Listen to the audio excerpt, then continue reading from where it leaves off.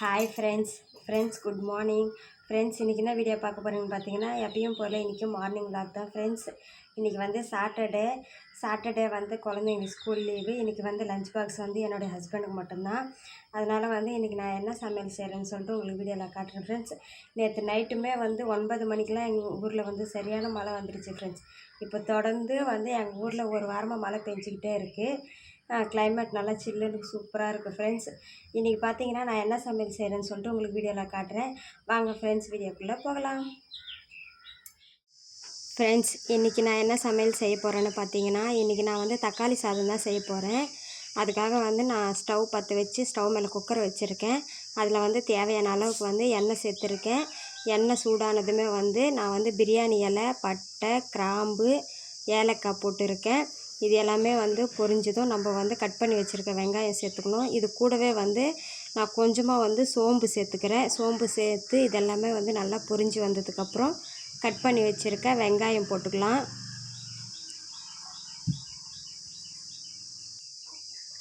இப்போ சோம்பு எல்லாமே நல்லா பொரிஞ்சிடுச்சு. இப்போ இதில் வந்து நான் கட் பண்ணி வச்சுருக்க வெங்காயம் சேர்த்துக்கிறேன். இப்போ வெங்காயம் வந்து நல்லா வதக்கிக்கணும். வெங்காயம் வதங்கினதுக்கப்புறம் இஞ்சி பூண்டு பேஸ்ட்டு சேர்த்துக்கணும். இப்போ வந்து வெங்காயம் நல்லா வதங்கட்டும்.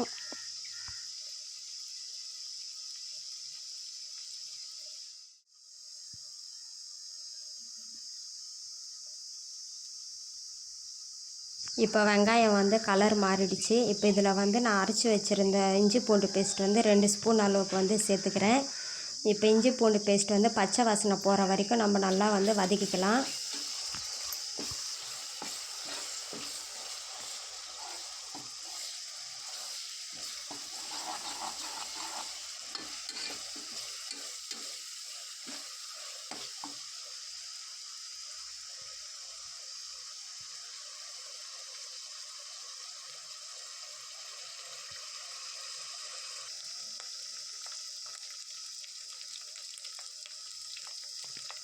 இப்போ வெங்காயம், இஞ்சி பூண்டு பேஸ்ட் எல்லாமே நல்லா வதங்கிடுச்சு. இஞ்சி பூண்டு பேஸ்ட்டு பச்சை வாசனை போகிற வரைக்கும் நான் வந்து நல்லா வதக்கிட்டேன். இப்போ இதில் வந்து கட் பண்ணி வச்சுருக்க தக்காளி, அதுக்கடுத்து பச்சை மிளகாய் சேர்த்துக்கிறேன். இப்போ இது எல்லாத்தையுமே நல்லா மிக்ஸ் பண்ணி விட்டுக்கலாம். இப்போ தக்காளி வதங்குறதுக்காக நான் இது கூட வந்து கொஞ்சம் கல்லுப்பு சேர்த்துக்கிறேன்.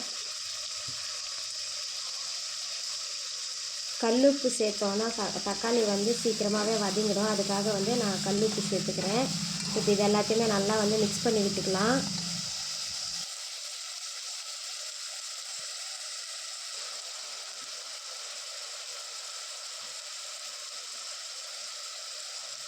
இப்போ இதில் வந்து நான் கொஞ்சமாக மஞ்சள் தூள் சேர்த்துக்கிறேன். மஞ்சள் தூள் சேர்த்ததுமே வந்து நல்லா மிக்ஸ் பண்ணி விட்டுக்கலாம். தக்காளி வந்து நல்லா வதங்கணும். அது ஒரு தொக்கு பதத்துக்கு வர்ற வரைக்கும் நான் வந்து அப்படியே வதக்கிக்கிறேன் எண்ணெயிலேயே.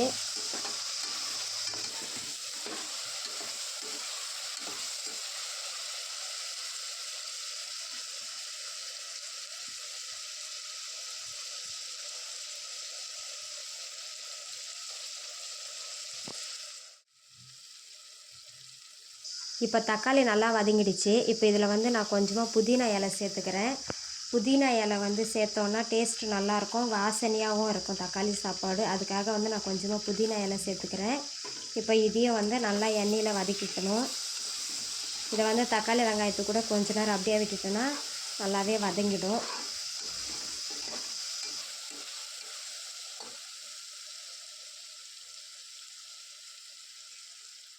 புதினா வதங்கினதுக்கப்புறம் நான் தேவையான அளவுக்கு வந்து மிளகாய்த்தூள் சேர்த்துருக்கேன். நான் வந்து 1.5 டீஸ்பூன் அளவுக்கு மிளகாய்த்தூள் சேர்த்துருக்கேன். எனக்கு இந்த காரம் வந்து கரெக்டாக இருக்கும். இப்போ வந்து இதில் தேவையான அளவுக்கு வந்து நான் தண்ணி சேர்த்துக்கிறேன்.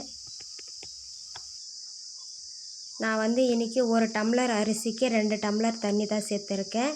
அந்த அளவு வந்து கரெக்டாக இருக்கும். நான் வந்து நார்மலாக நம்ம வீட்டில் சாப்பாடு செய்வோம் இல்லையா, அந்த அரிசியில் தான் நான் தக்காளி சாதம் செய்கிறேன்.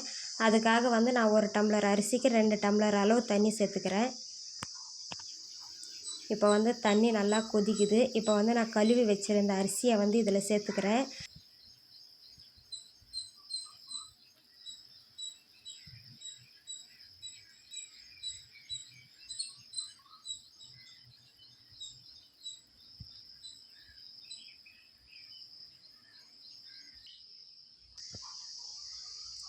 இப்போ வந்து நான் அரிசி சேர்த்துட்டு கூடவே வந்து தண்ணி எவ்வளோ வேணுமோ அந்த அளவுக்கு தண்ணி பார்த்து சேர்த்துக்கிட்டேன். உப்பு எல்லாமே வந்து நான் செக் பண்ணி பார்த்துட்டேன். இந்த ஸ்டேஜில் தான் வந்து நம்ம உப்பு காரம் எல்லாமே கரெக்டாக இருக்கான்னு சொல்லிட்டு பார்த்துக்கணும் அரிசி போட்டதுக்கப்புறம். இப்போ எனக்கு எல்லாமே வந்து கரெக்டாக இருக்குது.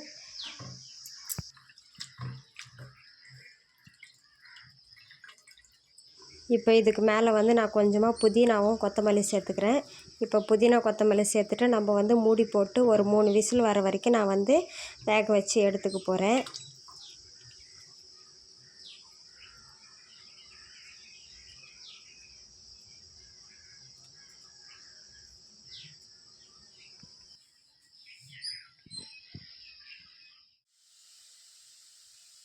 இப்போ இதில் வந்து நான் கத்திரிக்காய் பொரியல் பண்ண போகிறேன். அதுக்காக வந்து கடாயில் எண்ணெய் ஊற்றி எண்ணெய் காஞ்சதுக்கப்புறம் கடுகு உளுந்து போட்டேன்.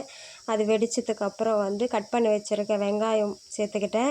அதுக்கடுத்து பூண்டு தட்டி போட்டுக்கிட்டேன். இப்போ இது எல்லாமே நல்லா வதங்கிடுச்சு. இப்போ இதில் வந்து கட் பண்ணி வச்சுருக்க தக்காளி, ஒரே ஒரு தக்காளி மட்டும்தான் நான் இதில் சேர்த்துக்கிறேன். இப்போ தக்காளி சேர்த்து நல்லா வதக்கிக்க போகிறேன். இது கூடவே வந்து நான் கொஞ்சமாக மஞ்சள் தூள் சேர்த்துருக்கேன்.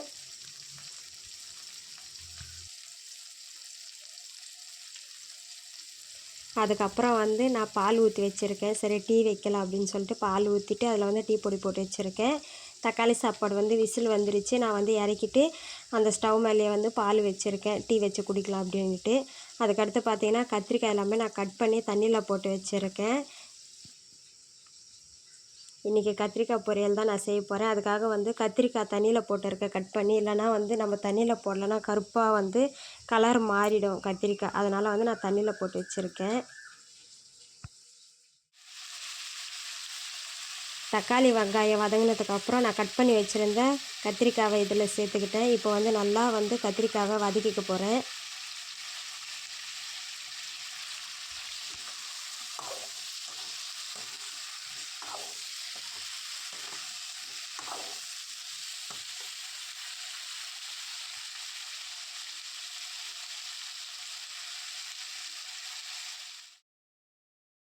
இப்போ நான் வந்து குக்கர் மூடியை ஓப்பன் பண்ணிட்டேன்.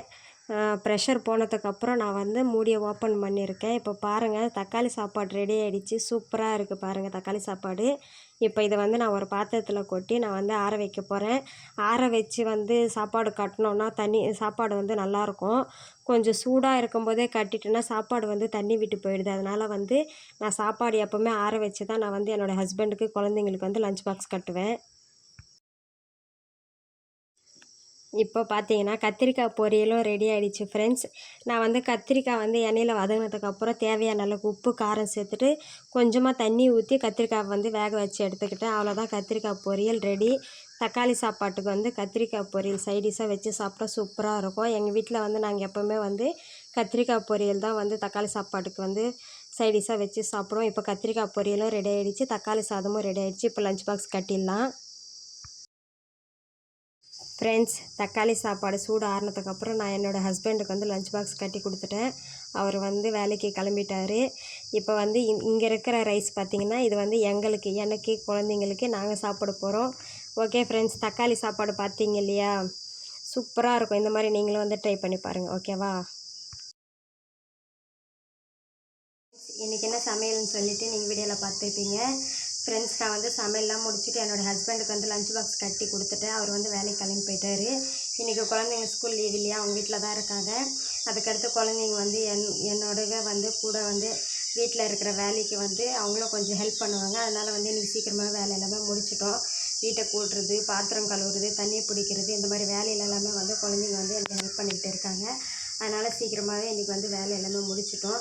அதுக்கடுத்து பார்த்திங்கன்னா தொடர்ந்து எங்கள் ஊரில் மழை பெஞ்சிக்கிட்டே இருக்குதுன்னு சொன்னேன் இல்லையா, அதனால் வந்து கட்டை எல்லாமே நனைஞ்சிருச்சு ஃப்ரெண்ட்ஸ். மழையில் எடுத்து வச்சுருந்த கட்டை காலி ஆகிடுச்சு. இதுக்கடுத்து வந்து மழையில் நனைஞ்சிரு வச்ச கட்டை எல்லாமே அதெல்லாம் எடுத்து வெயிலில் வந்து காய போடணும். குழந்தைங்களுக்கும் சொல்லியிருக்கேன், அவங்களும் வந்து சரிம்மா எடுத்து போடுறோம் வெயிலில் அப்படின்னு சொல்லியிருக்காங்க. இப்போ வந்துட்டு நான் கட்டை எல்லாமே எடுத்துகிட்டு வந்து வெயிலில் போட்டு வெயிலில் காஞ்சதுக்கப்புறம் திருப்பி எடுத்துகிட்டு வந்து வச்சோன்னா தான் நாளைக்கு வந்து குழந்தைங்களுக்கு தண்ணி காய வைக்க முடியும். ஸ்கூலுக்கு போகும்போது வந்து இப்போ வந்து மழை காலன்றதுனால சீக்கிரமாக தண்ணியே காய மாட்டேங்குது ஃப்ரெண்ட்ஸ். அதனால் வந்து கொஞ்சம் நம்ம வெயிலில் காய வச்சு எடுத்துகிட்டு வந்து வச்சோன்னா நம்மளுக்கு கொஞ்சம் சீக்கிரமாக தண்ணி காய வைக்கிறதுக்கு கட்டை நல்லா எரியும். காஞ்சதுன்னா ஈரமாக இருந்தால் எரியாது. அதனால் வந்து இப்போ கட்டை எல்லாத்தையுமே எடுத்துகிட்டு வந்து நாங்கள் வெயிலில் போட்டு காய வைக்க போகிறோம். சரி ஃப்ரெண்ட்ஸ், வாங்க பார்க்கலாம் வீடியோவில். நாங்கள் வந்து ஹீட்ரெல்லாம் வந்து போட்டு தண்ணி காய வைக்க மாட்டோம் ஃப்ரெண்ட்ஸ். விறகு அடுப்பில் தான் தண்ணி காய வைப்போம். அது உங்களுக்கு நான் ஏற்கனவே வீடியோவில் காட்டியிருப்பேன். அதனால தான் வந்து நனைஞ்ச கட்டை எல்லாத்தையுமே எடுத்துகிட்டு வந்து இப்போ நாங்கள் வந்து வெயிலில் காய போட போகிறோம். ஃப்ரெண்ட்ஸ், குழந்தைங்க வந்து விறகு எடுத்துகிட்டு வந்து வெயிலில் போட்டுட்டாங்க. ஈரமாக இருக்கு இல்லையா விறகு, அதனால் வந்து வெயிலில் போட்டு வச்சோன்னா கொஞ்சம் வந்து வெயிலில் காயன்றதுனால நாங்கள் எடுத்துகிட்டு வந்து வெயிலில் போட்டு வச்சுருக்கோம். அதுக்கடுத்து பார்த்திங்கன்னா நான் துணி எல்லாமே துவைச்சி அலசி குழந்தைங்கக்கிட்ட கொடுத்துட்டேன். அவங்க எடுத்துகிட்டு வந்து கொடி மேலே போட்டு துணியை வந்து காய வச்சுட்டாங்க. வெயில் வந்து பார்த்திங்கன்னா சரியான வெயில் காயுது ஃப்ரெண்ட்ஸ். உங்களுக்கு வீடியோவில் தெரியுதுங்களா? அதுக்கடுத்து உங்கள்கிட்ட ஒன்று காட்டணும் ஃப்ரெண்ட்ஸ். இங்கே பாருங்கள், இது வந்து மாதுளம்பழம் செடி. எல்லாருக்குமே தெரியும் இல்லையா மாதுளம் செடி. இது பார்த்திங்கன்னா இப்போ மழை தொடர்ந்து ஒரு வாரமாக மழை வர்றதுனால இப்போ வந்து செடி பார்த்திங்கன்னா சூப்பராக இருக்குது ஃப்ரெண்ட்ஸ். நல்லா பச்சை பச்சைன்னு நிறையா வந்து மொட்டு விட்டு இருக்குது. மொட்டு, பூவு, பிஞ்சு எல்லாமே விட்டு இருக்குது. ஆனால் வந்து நாங்கள் இதில் வந்து அவ்வளவும் வந்து பழம் சாப்பிட்டதில்ல ஃப்ரெண்ட்ஸ். வருஷத்தில் வந்து பார்த்திங்கன்னா 2 பழம் 3 பழம் தான் நாங்கள் சாப்பிட்டுருக்கோம். இது வந்து சிவப்பு மாதுளை. அதாவது வந்து உள்ளே வந்து ஒரு மாதுளை வெள்ளையாக இருக்கும், ஒரு மாதுளம் பழம் வந்து சிவப்பாக இருக்கும். அந்த மாதிரி வந்து இது ரெட் மாதுளை பழம். இது டேஸ்ட்டெல்லாம் சூப்பராக தான் இருக்குது ஃப்ரெண்ட்ஸ். ஆனால் வந்து என்னென்னு தெரியல, நிறைய பழம் வந்து வரவே மாட்டேங்குது. இந்த மாதிரி மொட்டு பூவெல்லாம் விடுதுங்க பார்த்திங்களா, இது மொத்தமாக வந்து கொட்டி போயிடுது ஃப்ரெண்ட்ஸ். ஆனால் ரொம்ப வருஷமாக இருக்குது இந்த செடி எங்கள் வீட்டாண்ட.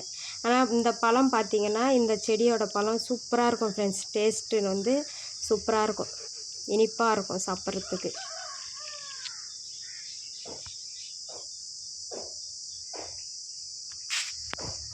ஃப்ரெண்ட்ஸ் பார்த்திங்களா, மழை பெஞ்சதுக்கப்புறம் பார்த்திங்கன்னா எல்லாமே வந்து செடி கொடி எல்லாமே நல்லா பச்சை பச்சைன்னு நல்லா வந்து துளிர் விட்டு வளர்ந்துக்கிட்டு இருக்குது ஃப்ரெண்ட்ஸ். பார்க்கவே அழகாக இருக்குது. ஓகே ஃப்ரெண்ட்ஸ், இந்த வீடியோ உங்களுக்கு பிடிச்சிருக்குன்னு நினைக்கிறேன். இந்த வீடியோ உங்களுக்கு பிடிச்சிருந்ததுன்னா லைக் பண்ணுங்கள், ஷேர் பண்ணுங்கள், கமெண்ட் பண்ணுங்கள். மறக்காமல் என்னுடைய சேனலை சப்ஸ்கிரைப் பண்ணிவிடுங்க ஃப்ரெண்ட்ஸ்.